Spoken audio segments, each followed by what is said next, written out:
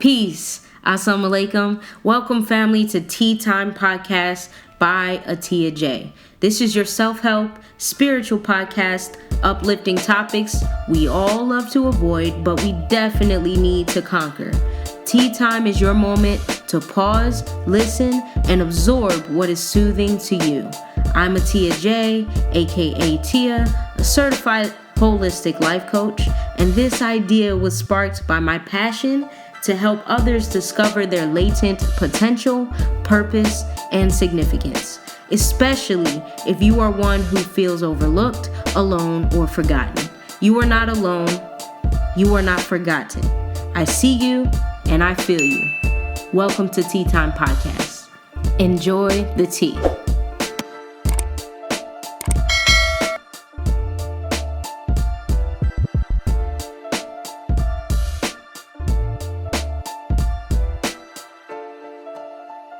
We've been speaking about when you plant the seed, you always come back to that righteous thought and think about what we are saying, how we need to show that we are Muslim women in the Nation of Islam on our page.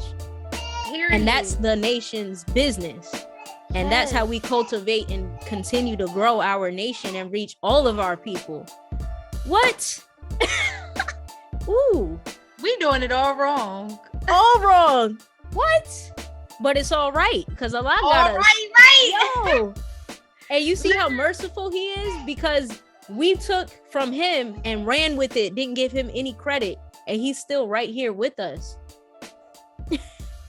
Like, how selfish are we as babies in our spirituality? Just thinking about how I kept on going through these stages of like just pure confusion. I'm like, what the am I doing? Like, what am I doing? And I kept on thinking, like, what am I really doing? Right? Because I would be coming from a place in some of my posts, like, Braden is spiritual. Like, I would be talking about intuition. I would be talking about all these things, and it seemed like nobody heard me. Even though there was responses and engagement and things of that nature, I still wasn't feeling connected. But they don't know where that's coming from. You just talked about how Brother Ben started off talking about the teachings of the Honorable Elijah Muhammad. Then he switched over to finance. And you like, oh, nah. Like, I ain't follow you for this. You might have gave me an unfollow or whatever the hell. But that's the same thing. Sometimes when you go away from the original, you know, because you think that there's something better out there, or the grass is greener, as they say, or whatever the case, when in reality, your audience just want what they came there for in the beginning. Facts. Right? And it's because you are sharing what filled you up and it's filling them up. We don't have to step outside of that. But it takes truth and honesty and reflection and presence.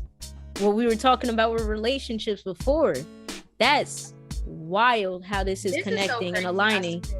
I swear. Because like when I be having my workshops and stuff, it's almost as if like the people that join or the members, they are confused by my presence on social media being kind of like silly yet professional, etc. And then you get in my workshop and I'm hella knowledgeable and you like, where the heck did this come from? Like, how she know all this stuff? The teachings. But it is really just like I was saying, like that disconnect. I'm not really showing all of who I actually am. Yep. Because Bree, why is this going back to what we were talking about? How we hide things. Oh, yes. Yo, we're hiding from the world what gave us our godliness. Like, yo, Journey, say hi. Hi, Auntie Brittany. She's not paying no mind. Yo, and look at us coming at our parents about hiding things and not telling the truth. Meanwhile, we doing the same thing. Damn, yo. I'm going back to the drawing board. Me too. Yo, and I was just telling Matt yesterday, I was like, yo, I'm tired of this social media stuff. Like I told him. I want to get off. If I did not have a braided business, I would not be on there. I'm telling you. son, I'm trying to build up on it, and I feel fake. Like I'm all this information I'm getting about how to post, and it's like I don't want to do that. Like I just, if I want to post, I want to post. If I don't, I don't. And let me tell you, it ain't the hype, because whenever I start posting consistently, and meaning like every single day, even when I'm not inspired, the posts don't do well. Now, let's say I get creative or I feel inspired, or that's my energy. The posts always do well. Whenever I'm just doing it just to be doing it, it never does good. Ever. It's just a space filler. Yep. And people can tell. I don't think we're dumb out here. People can tell for sure. They can. Yeah. And everyone is receiving the same message. Everyone, about how to get followers, how to get business. Like we know the game. So we don't enjoy when people play the game. We want to see real. Yeah. And oh my gosh, that's such a good statement, because that's exactly what's happening right now. I feel like everybody is moving away from the aesthetics and the curated this and that, and like they don't want to see that, which is why a lot of people are leaving Instagram and going over to TikTok, because it's so much more authentic and people are just being themselves over there. But it's because nobody wants to see no fake stuff. They want to be able to, I think that, you know, in going through a shutdown in the States, and well, it was universal, but still in the States, going through a shutdown, having not done that before necessarily, like that, people were dealing with their feelings, or maybe not dealing with their feelings, maybe were suppressing things and things of that nature.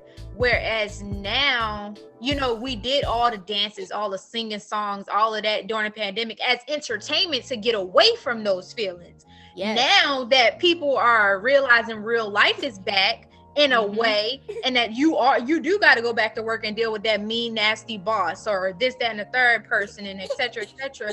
Now you just want to be heard. Yeah. Now you just want to feel seen. Yeah. Right? Because you're not getting that at your job. Yeah. I don't care where you work. You ain't getting it. They don't care about you, and you know that. At all. But you won't leave.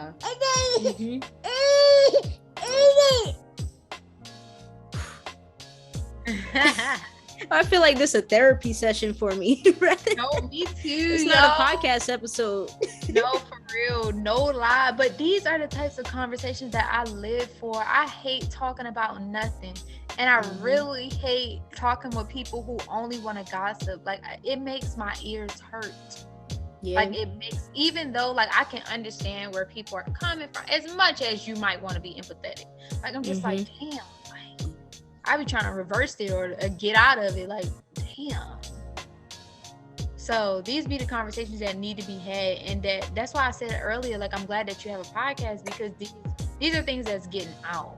You know, that people are able to hear and potentially or possibly relate to, and be able to bear witness. Like, yo, I feel the same exact way. Like, man, where y'all be at when I be needing to talk? Or like, is there a place that I can come to, you know? Facts. So, heck yeah. No, that's real. And it's I've actually had the mission now to kind of focus in on the podcast too, because I feel like that's where my purpose is still an educator. Yeah. But people's understanding of educator, it's not a teacher. That's not an educator. Education is when you bring out of someone their purpose, when you bring out of someone their gifts and what's hidden to them. You help to bring it forth. And through the podcast, I've been seeing that I need to focus in on that. That's my way to do it. And I've been kind of blinded with putting, you know, I'm self-employed. I need to put money first and figure out how to make this money. And I've had to let that go. Number one, because I'm a stay-at-home mom, and now I'm a caretaker for my grandma. So it's a lot is showing me in so many ways that I've been putting this world before righteousness. And I've been putting this world before my gifts. And now I'm in a place where he's saying, sit your tail down. Relax. Relax. Be patient. and use your gifts. Do what you love, and do what you love with love for other people. Stop trying to get something from someone. Oh my gosh. I love that. I love that. Because, you know, being on social media and being on there for the purpose of business, that's what you think, right? You have to get on there and you have to sell, or you got to be making a dime. I know there's a hot topic. What are you on Instagram for if you're not making no money? Like, you know, you have to make money if you're going to be on there, which is why a lot of people are saying, like, I'm done with all of that. Like, I just want to be on here. Just no different than how Instagram was back in 2012 when it first started. We were posting dumb stuff, like stuff that didn't even matter. Like, plates of food. It was my favorite cat random app. Pictures, like your cat, like, and everybody loved it. Like, yo, look at this cat. Like, look how she edited like, that. Yeah, but you know, you do feel like you have to be on there for business, and that's good and all. But it made me think about the minister. That right now just made me think about the minister. When the minister was on social media, and of course, the minister has a larger or a more a larger assignment than we all have, which I understand. But also too, he is in and the example for us. Absolutely. And so if you look at what he posted on social media when he was on there, especially Instagram, he's still on Twitter, go follow him, Louis Farrakhan. But absolutely. But when he was on Instagram specifically, he posted nothing but an example, different quotes, different things that he said, different things that he may have said in his lectures, all this stuff to, just like you said, bring out of someone what's in them, educate. Bree. And I think I'm going to share this. Ahead. I'm going to share this with my audience, what the term educate means, because there's a lot of people, and I took it out of my bio because like I was just so confused. But a lot of people now are going by this term, educator this, educator of blah, blah, blah, which they only talking about teaching. You only talking about teaching a person a thing, which is a lot different than bringing out of someone what's in them. A lot of us are not educators. A lot of us are teachers, maybe even trainers, not educators. I'm going to mention that exactly what you said to my audience, watch, because I want them to know this. Yeah. No, that's real, yo. Facts. What you said about the minister and what he posted when he was on social media, that made me think my biggest post right now on my coaching business page is a quote from the minister. That's my biggest post floating around right now. I put a little music in the background and you read the quote. And whenever I tweet, because, you know, I don't get on Twitter, but whenever I tweet something from Minister Ishmael's lecture or the Swan Song or something like that, that's what gets retweets. That's what everyone is seeing. Even one of my own tweets was one of my biggest. I think I said something about the gifts that God gives us. I just tweeted that one day. That went crazy. Like it's wild how we receive the blessings when we're doing what we're supposed to do and we ignore them. We get so caught up in this world. And when the minister gives his lectures and talk about the people who do that, I'm always thinking of, oh yeah, I see that. My sister, you know, she did that the other day, you know, all these people.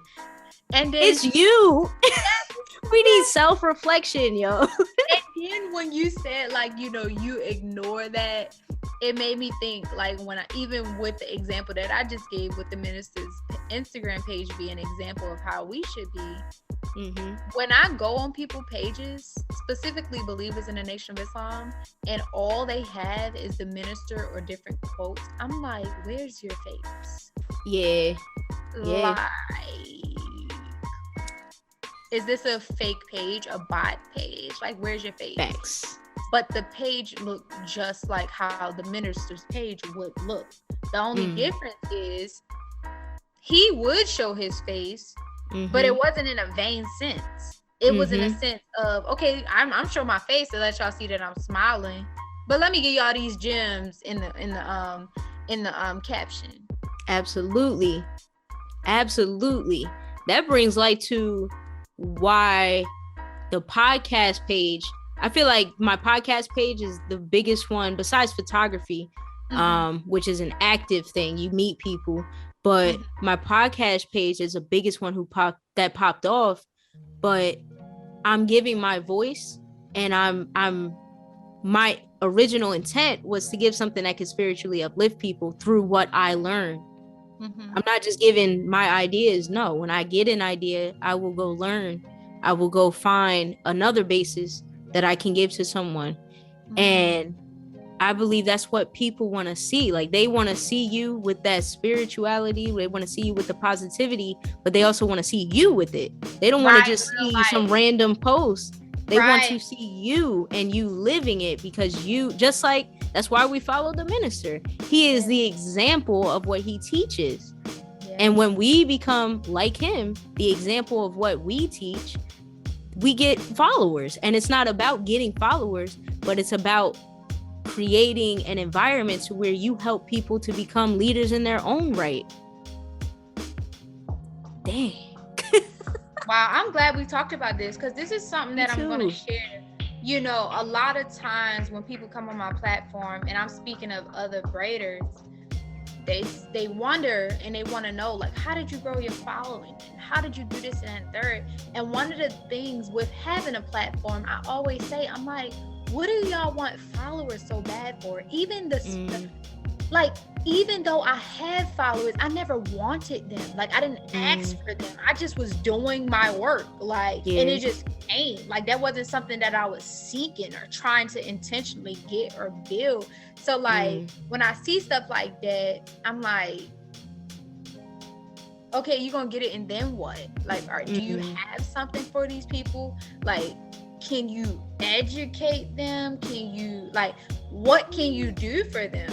Like, because we all follow pages that do something for us. They might look aesthetically pleasing. They might calm our nerves. They might be funny. Like, okay, you want this following, but what are you going to do for them? And I feel like even me reflecting on in that, it's the same thing that I think. Like, okay, y'all are here, but what am I doing for y'all? I don't feel like I'm doing nothing for y'all. I feel like we're disconnected because I'm not being my true self on here.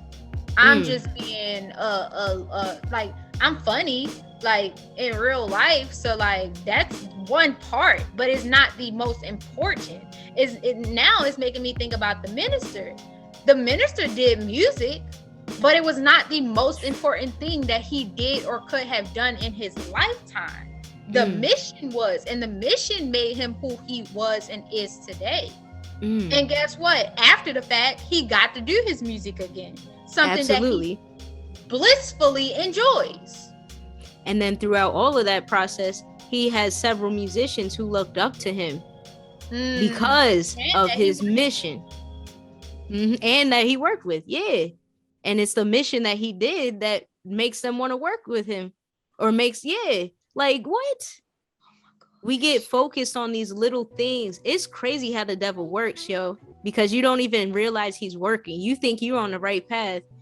Meanwhile, you sowing the seeds that'll help continue this world, and you don't even realize it. That makes me want to talk about, and maybe this could be our last point, and we're just going to go as we've done, but the relationship with self. And I think it's just so important to love yourself. That's what I have to give my mom kudos for, because there are a lot of things that people go through. I've been able to go through in a different way. I'm not going to say in a different way, not easily. Like, my life has been hard. People don't know that. Nobody knows that. I don't have to wallow in that. There are certain things that I went through that are very difficult. I don't have to remember and no longer affect me. Right. And it's because my mom instilled with me a deep sense of self-love. Because nobody's going to love you unless you love yourself. Period. No one. Period. And it's important for you to get to know yourself and create a relationship with yourself. And what I've realized throughout my life and my different roles is that that who you are is going to change all the time. It's going to continue to grow. You're going to see yourself in a different perception, a different light almost every day. And that's something I'm learning to accept right now, because I wake up and after pregnancy, girl, these moods and these emotions, like that's something I hid very well before, and I can't hide that now. And it's giving yourself the space to be, just like you said, what you require of other people. Doing that for yourself is so critical so that you can continue to love and develop yourself. We're like plants. Yes. I think that for me, marriage has taught me how I may or may not be loving myself, or the ways in which I may or may not be loving myself. Because just like you said, what you require of other people, you need to be able to give that to yourself. And in marriage, if you require your spouse to do a certain thing or to be a certain way, or whatever, however the pendulum swings, you have to also be able to do that for yourself, because guess what? Your spouse is not going to always be there, which is why in the Nation of Islam, we teach that Allah is closer to us than our jugular vein, and that He is the only one that is everlasting in our lives. He is the only relationship that we can ever have that will fulfill the needs that we have, not by word of mouth, or not what we say, or not what we act and do, but spiritually, right? Which is ourselves. Absolutely. So because I think He is us. Marriage has shown me the ways in which I could love myself a little bit more.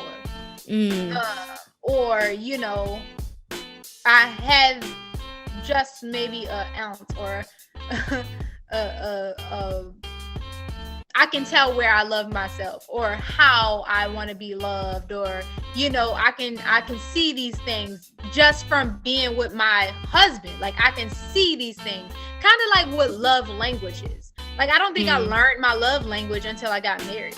I don't think I learned what felt good, or not even felt so much, but like on a soul level, like what was good for me or not. Like until I got married, because I had a person directly across from me every single day of my life at this point, showing me these things. That's real. Okay. That's why the institution of marriage is so beautiful and important. In the nation, we're taught we don't do relations until there's that contract of marriage. And yes, it is a legal binding contract, but guess what? That legal binding contract has stake in how we behave. And when we do these relationships that have no contract and have no grounding and foundation, then we begin that process of, like you said, our husbands reflect the way that we should love ourselves, what we need to work on. But when you have that, and you start that with a boyfriend who's here one day, y'all get in a fight, he's gone another, that's going to make you schizophrenic.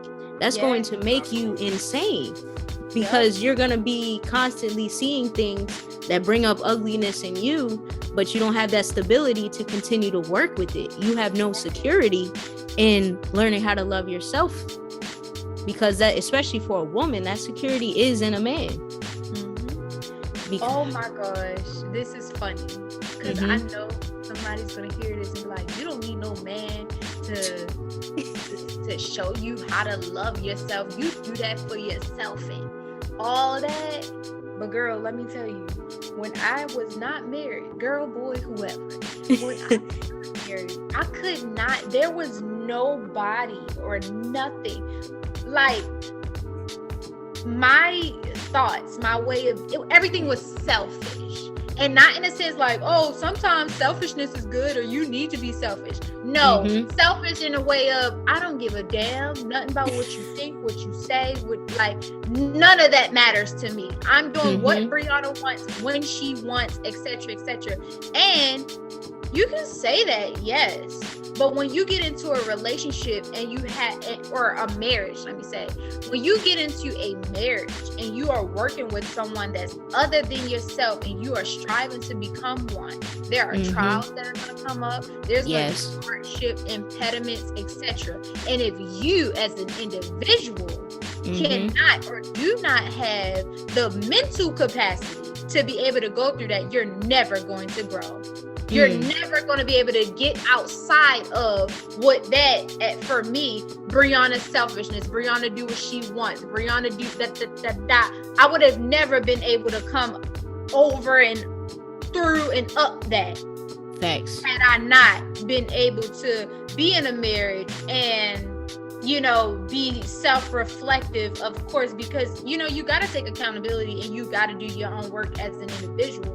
But when you're working like that with two people, like, it's a whole different ball game. And I think we as young people don't realize the amount of work that we have to do on ourselves while being in a marriage or in a relationship. Like, it ain't just your partner that got to do everything. It won't be just your partner doing everything.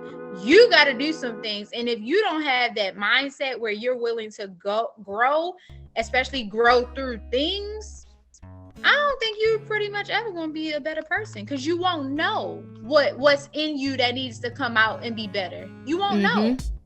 You won't know. Not on a soul level or not, you know, a purposeful level. You won't know. There might be a situation where you go through something and somebody can tell you all day long, you need to fix your attitude. You need to learn how to make this, that, and the third better. But they're not constantly around you pulling that out of you. They only telling you that based off of an interaction, and you might have said something wrong to them or made them triggered or whatever the case. It's not a constant thing.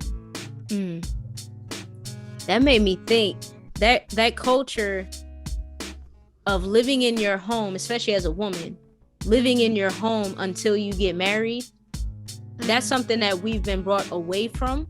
But that could be a culture that is there to protect us. When I think about what you just said, because of course, when we're living with our parents, they're always reflecting what we need to do, and they're reflecting our flaws and positives all the time. But then we go into the world, and I believe that's why we get lost. That's why I fell into that drinking habit, because nobody's reflecting to us anymore, and we know it. We know we have a little freedom. We can do what we want because we're not going to constantly get the reflection of what we know is right. Period. Tia, you know my life, baby. Nobody ain't tell Breonna nothing about what to do. Breonna was out here living her life. Breonna did whatever the hell she wanted to do, when she wanted to do it, how. Absolutely. I ain't have nobody telling me you shouldn't be doing this or that. Hell, they damn they ain't know. Yeah. You know what I'm saying? So yeah, that's true. real. And when you get into that marriage, that's why going from parents or a household to a marriage could be something that just protects us. It could save us from a lot of things we don't have to deal with. For real. That's interesting. Because I'm not very supportive of that kind of, you know, be at home and then go get married. I think you need some experience in just yourself. But it doesn't necessarily have to be with you moving out of your household. And that just made me think what we might want to do for Journey, which is a ways away, but that's interesting. Ain't that long. She gonna not that long at all, right? Okay, this girl's already walking, like son. Yeah, for sure. That's crazy.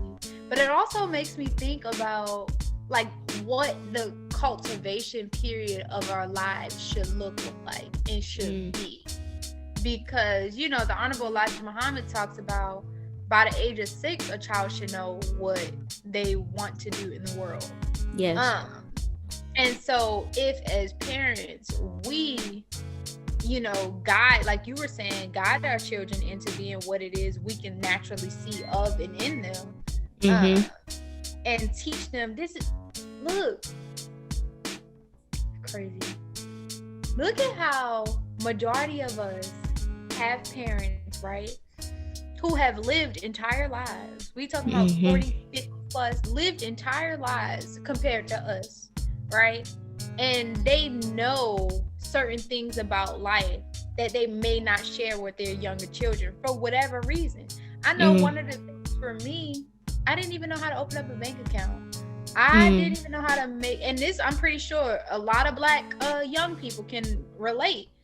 I didn't even know how to make a doctor's appointment, dentist appointment. I didn't know how to go about getting car insurance, like, you know, real life things, managing money. I ain't learned how to manage my money until I met my husband. I started making money at 18. Why the heck didn't I know that already? Yeah. You see what I'm saying? So it could be a blessing in disguise, the whole stand with your parents until you get married. Because at that point, you're supposed to be being curated in a sense, and not that mentality we have, oh, after you turn 18, you gotta get out of my house. They don't know shit. We don't know nothing. You see what I'm saying? But if we had parents who were cultivating us and showing us the way, that probably wouldn't be an issue. The only challenge, which is supposed to be a challenge, would be the marriage in and of itself, because there's other things inside of you that your parents just can't get out of you. They can't get it out of you. It's made for yourself to get it out of you. Which makes the marriage institution anyway, because you're supposed to be growing towards Allah God.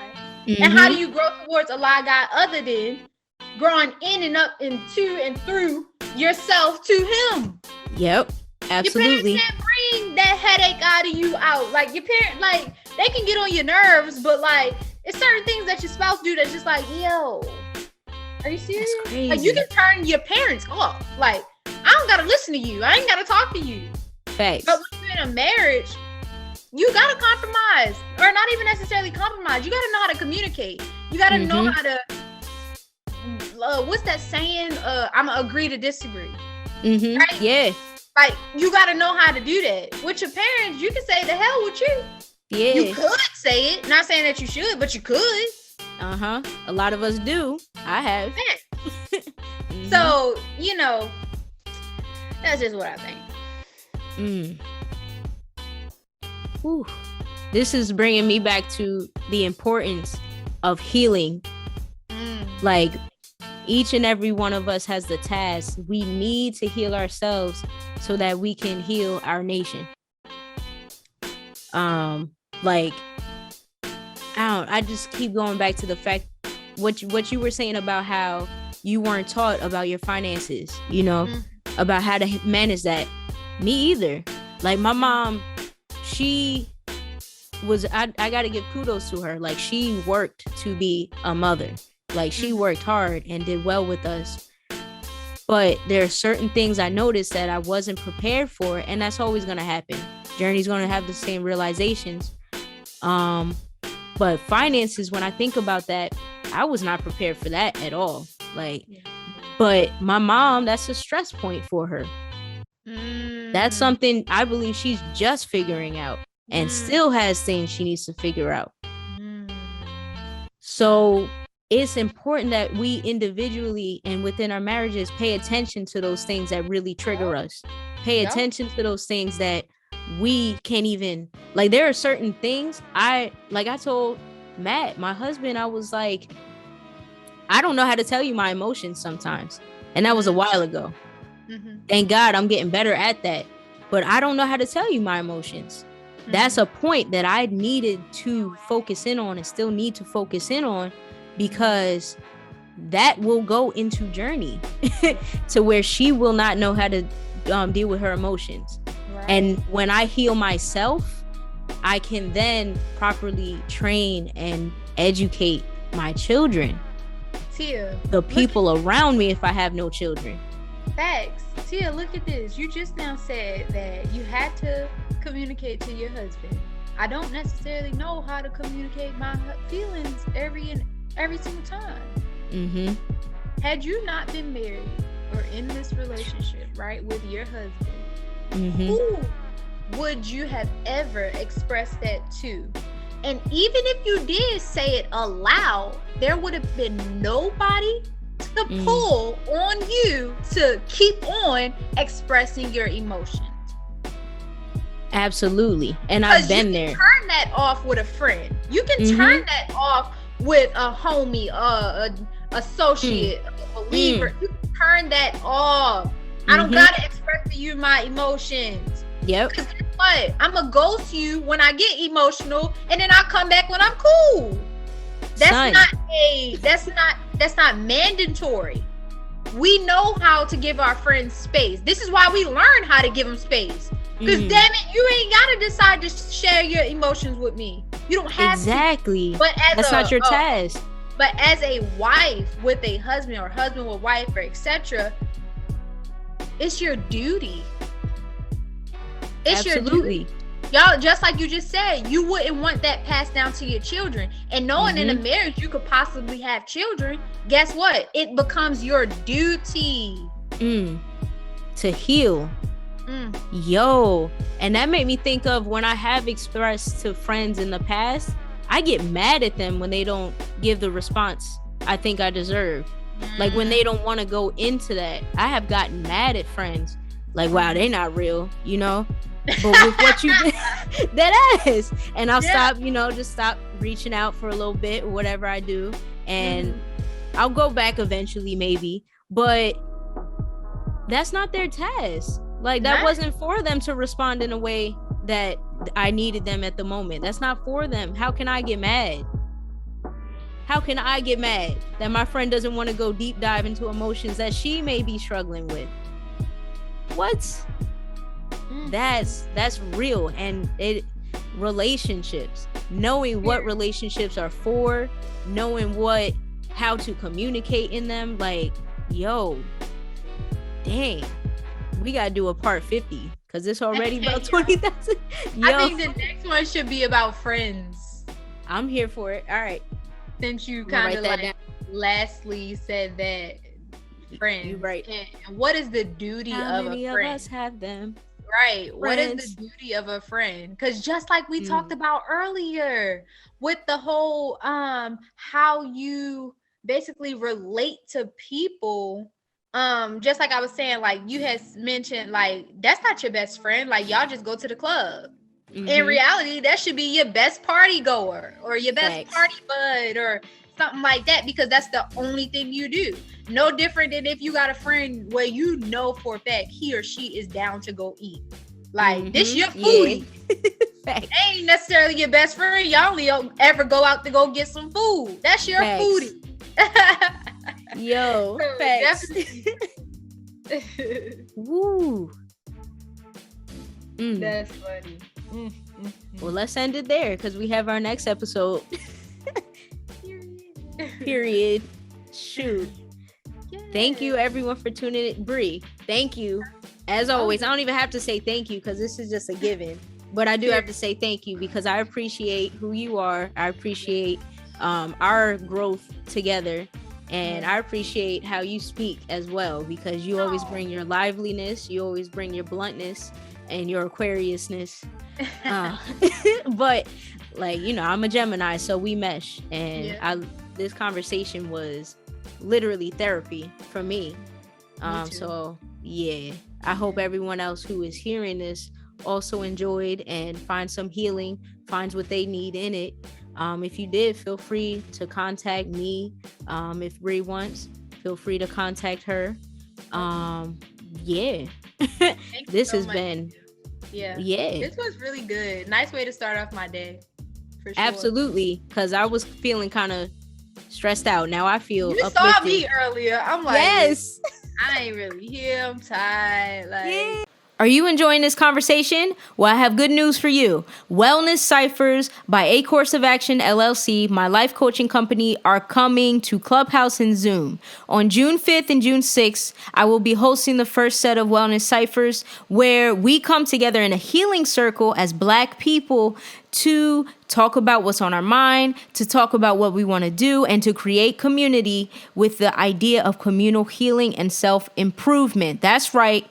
I will be there, and my sister Bree will be there to co-host in this event. This is the first one that will be on these platforms, and I hope to see you there. Find more information in the show notes and links. And you can sign up by visiting Instagram.com/A Course of Action. Thank you for tuning in. Peace. I'm not sure if this gonna be good. As a last point, this level, and not necessarily level, but this energized type of conversation and being able to talk things through, it really does energize you, and it does lift your spirit. So get away from the gossip, the slander, all the things that make you feel bad. You finish talking to a person, and it's like, why did I pick up the phone? Like, Thanks. I'm not even about to text them back because I don't want to do. Stop. Just don't. Thanks. So, thank you so much, Tia. Thank you, Bree. And yeah, period. I hope you all enjoyed this conversation. We will see you on the next episode of Tea Time Podcast. Have a blessed day. Speak with your heart, do with your heart, and love yourself. Peace. Peace.